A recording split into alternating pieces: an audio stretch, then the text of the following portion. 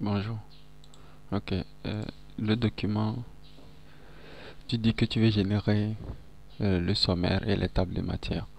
Donc avant, je pense que dans le document, tu as déjà sélectionné les titres et tu les as donné les, les titres qu'il faut quoi.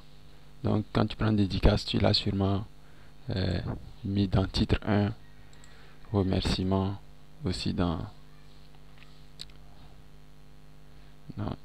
titre, c'est titre 2, remerciement, dans titre 2, tableau, titre 2, introduction, par exemple c'est titre 1.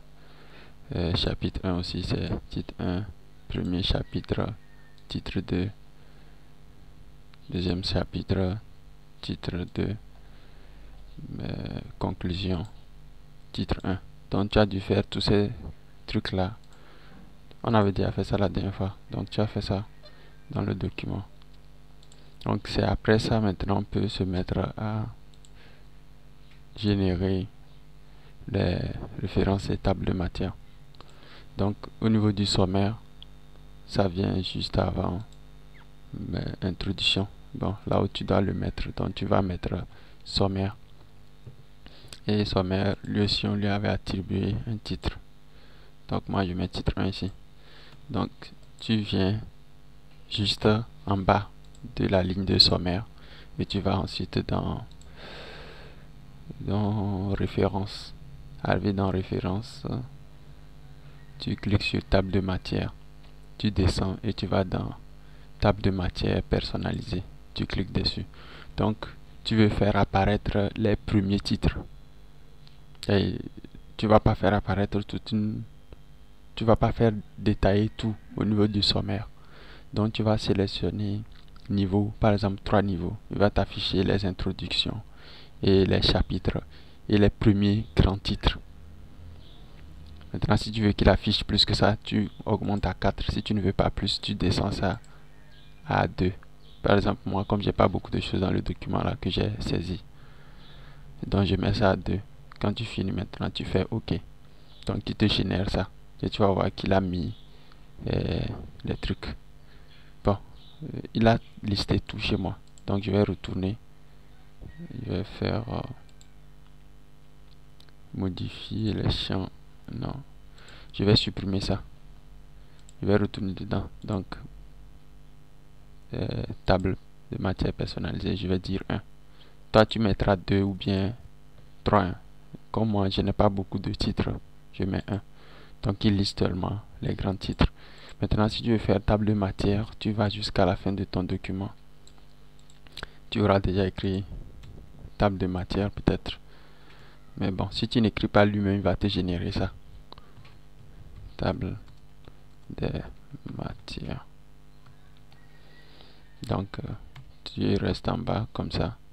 Et tu fais toujours référence table de matière et tu dis table de matière personnalisée.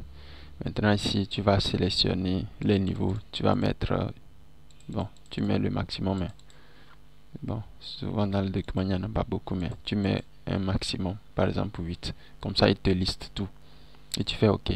Maintenant il va dire de remplacer la table de matière sélectionnée, tu vas dire non. Tu dis non et maintenant il vient imprimer tout en bas. Donc c'est ce que tu cherches là qui c'est toute la liste maintenant qui va te mettre en bas comme ceci. Donc chaque fois que tu avances dans le document et que tu fais une modification, bien tu ajoutes un titre. Par exemple ici, si j'ajoute conclusion 1 par exemple et je l'ajoute dans les titres. Accueil, je dis c'est titre 3 par exemple. Je l'ajoute. Donc je dois revenir au niveau de table de matière et je fais mise à jour les champs. Et tu dis ensuite en bas toutes les tables. Tu fais OK et tu ajoutes conclusion tout à l'heure. Et tu vas faire la même chose en haut. Tu vas au niveau de sommaire. Tu fais mise à jour des champs. Toutes les tables. Il fait ça. Donc tu vas voir que il ajoute les champs mais il décale aussi les pages. Avant ici conclusion c'était sur je crois page. Bon, ça n'a pas changé. Mais quand tu introduis que ça augmente les pages, ça te change là-bas aussi. Donc chaque fois que tu fais des modifications de titre ou bien que tu ajoutes du texte, par exemple, du texte, lui là, ici, si je fais comme ça, conclusion quitte la page 1 pour aller à la page 2 par exemple, donc je viens ici, je fais modifier, mise à jour des champs, toutes les tables, quand je fais OK, conclusion qui était à la page 2 va passer à la page 3. Et tu vas faire la même chose aussi dans sommaire, tu fais mise à jour, tu choisis le deuxième, tu fais OK et il passe à la page 3. Donc chaque modification, tu fais les enregistrements comme ça.